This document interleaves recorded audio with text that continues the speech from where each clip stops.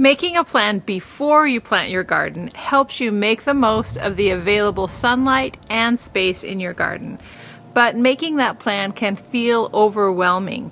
It isn't always easy to know exactly what to plant, where to plant it, and when to plant. Planting crops in the best location and at the right time gives them the best chance for producing well. Garden planning also saves you money. You know exactly which plants to buy and which seeds to order. And in today's video, I'm going to give you 5 simple steps that you can follow to make a plan for what to plant in your garden.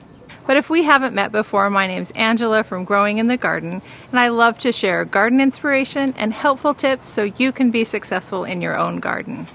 The first step is to make a diagram of your garden. This can be as simple or as complicated as you want it to be. Use online planning tools, graph paper, Google Earth, or any other tool to make a diagram of the planting area in your garden. Try hard to make it accurate and to scale. Add as much detail as you can, including your raised beds, containers, and in-ground areas. If you'd like, you can create separate zoomed-in areas of each bed. Label the location of any trellises or vertical structures. This is going to come in handy later when you're deciding where to plant. It's also important to label your diagram by the amount of sunlight that each area receives. These areas might change depending on the season and if you're going to add shade cloth.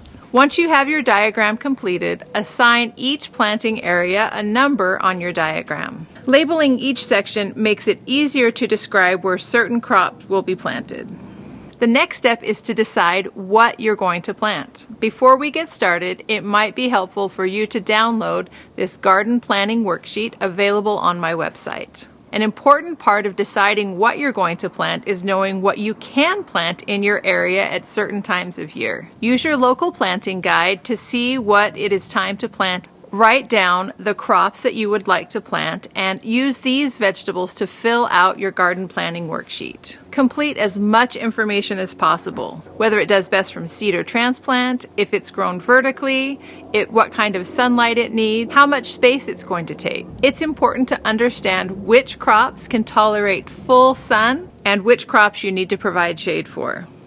The next step is to decide where to plant each crop. Take your garden diagram and make note of what is already growing in your garden. Once you know how much room you have, go ahead and begin making a plan for where to plant each crop. Write the area with the number or letter you assign to each garden area on your worksheet. This is the step that really takes some work. As you complete this process, here are a few things to keep in mind. Rotate where you plant crops each season. It may seem easiest to plant the tomatoes in one location year after year, but when you do that, that depletes all of those nutrients that tomatoes need from the soil, and it also allows the diseases and pests that like tomatoes to build up in that location. Rotate where you plant beans, root crops, fruit crops, and leaf crops from year to year. Planting a variety of crops in each bed is an excellent way to increase the biodiversity in your garden. Diversity in plantings attracts a broader assortment of beneficial insects and pollinators.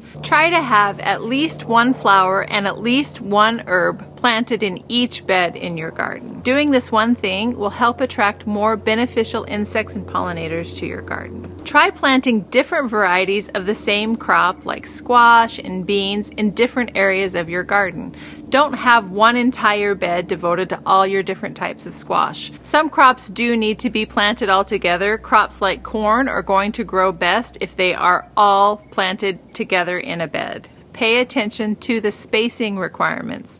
Don't overplant. It's so tempting to cram as many of those little plants into an area as we can. Allow plenty of room for each plant to grow to its mature size. As the spots become filled in of where you're going to plant what, adjust your planting amounts as needed. You may need to plant more, which would be great, or you may need to scale back a little bit. Doesn't it feel great to know exactly what you're going to plant and where and exactly what you need of each plant? The next step is to purchase all your seeds and transplants. This is often the step that people begin with, and that's where you get into problems, buying extra seeds, extra transplants, and you have no idea where to plant them. But now that you know exactly how many plants and seeds you need, it makes it easy to buy just what you need. Look at your list and make a list of those plants that do best started from seed. Go through your seed inventory that you have already and see if you have those seeds on hand. If you don't, add those to your list to purchase. I buy my seeds from a variety of locations, including local nurseries and online resources. Also go through your list and make a list of any transplants you will need. You may want to start those transplants indoors, or you may want to purchase those transplants. Don't feel bad if you're buying transplants. Starting seeds indoors is tricky. There is no shame in buying transplants. When you're looking for transplants, look for young, healthy transplants. Don't buy transplants whose roots have overgrown their containers. Finally, the last step is to plant and enjoy your garden. Using your garden diagram and your planting worksheet, plant out your garden. Add garden labels so you remember what everything is and where everything is. Make changes and adjustments to your plan as needed. Be flexible, but keep in mind your overall plan. Note any changes you made on your garden planning worksheet so that in the future you know what you did. Keeping that information accurate and updated will be so helpful as you plan for crop rotation in subsequent seasons. If everything doesn't go according to plan, that's okay. Enjoy the process. Enjoy the time that you spend planning your garden and planting your garden and taking care of your garden. Each season you will build on your successes and learn from your failures. Thank you so much for watching.